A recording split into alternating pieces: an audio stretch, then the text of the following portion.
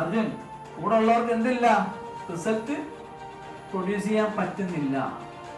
Lack of commitment, പ്രതിബദ്ധത ഇല്ലാത്ത ടീമാണ് കൂടെ ഉള്ളത്. കമ്മിറ്റ്മെന്റ് ഇല്ല. അടുത്തത് എന്താണ്? ഇത്തരം 3 തരത്തിലുള്ള കാര്യം പറഞ്ഞു. Why do business owners go with the flow of self-employment? എന്തുകൊണ്ടാണ് ഈ ഓണേഴ്സ് സെൽഫ് എംപ്ലോയ്മെന്റ് എന്ന ലെവലിലേക്ക് ഫ്ലോ ആകുന്നത്? അതിലൊന്ന് 3 കാര്യമുണ്ട്. അതിലൊന്ന് ലാക്ക് ഓഫ് ക്ലാരിറ്റിയാണ്. Life, business, money, enjoyment. അല്ല, 3 എടുത്താൽ മതി. Life, business, money. Life, business, money. അത് നോക്കിയേ. Business is life vs business is a part of my life. പറയൂ. ലൈഫ് അഥവാ ബിസിനസ് ഈസ് ലൈഫ് എന്ന് പറയുന്ന ആരൊക്കെ ഉണ്ട്? ബിസിനസ് എന്ന് പറഞ്ഞാൽ എന്റെ ലൈഫാണ്. ചില ആളെന്ന് പറയും business is part of my life. Business എന്ന് പറയുന്നത് എന്റെ ജീവിതത്തിന്റെ ഒരു പാർട്ടാണ്. രണ്ടും രണ്ടാണ്. ബിസിനസ് തന്നെ ജീവിതമാണെന്ന് പറയുന്നതും ബിസിനസ് തന്നെ എന്റെ ജീവിതത്തിന്റെ ഒരു പാർട്ടാണെന്ന് പറയുന്നതും ഇത് ക്ലാരിറ്റിയുടെ ലാക്കാണ്. രണ്ടാളെ ഏതെങ്കിലും ഒന്നിൽ നിൽക്കണം. ആ ഒന്ന് ഏതാണെന്നുള്ളത് ശേഷം വരുന്നുണ്ട്. Business survival vs growth. അതിജീവനമാണ്, ഗ്രോത്ത് ആണ്.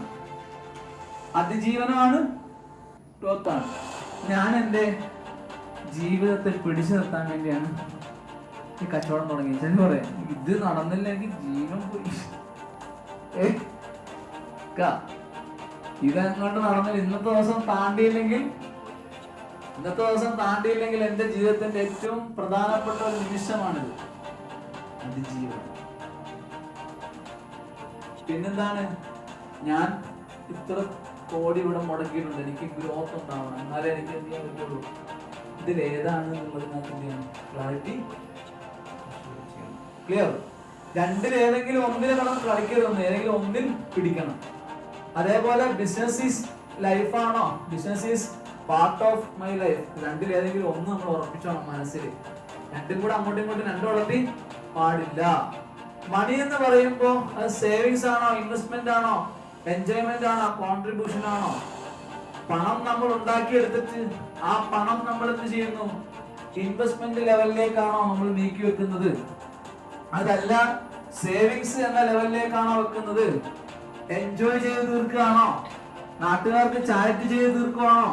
കാശുകളെ ഉണ്ടാക്കിയ കാശുകളൊക്കെ നാട്ടുകാർക്ക് ചാരിറ്റി കൊടുത്ത് തീർക്കുകയാണോ? അതല്ല എൻജോയ്മെന്റ് ചെയ്യാണോ? അതല്ല മറ്റു കാര്യത്തിലേക്ക് ഇൻവെസ്റ്റ് ചെയ്യാൻ വേണ്ടിയാണോ സമ്പാദിക്കുന്നത്? അതല്ല സേവിങ് ചെയ്യണോ? സേവിങ് എന്ന് പറയുമ്പോൾ കുഴിച്ചിടുക, വളരത്തില്ല. പണം കുഴിച്ചിട്ട് വളരുമോ? കൊണ്ട് അടുക്കി വെച്ചാൽ വളരുമോ? വളരുന്ന ഭാഗത്ത് കൊണ്ടുപോകണം. അപ്പൊ ഏതാണ്, ഏതിനു വേണ്ടിയാണ് എന്ന് നാം കണ്ടെത്തണം.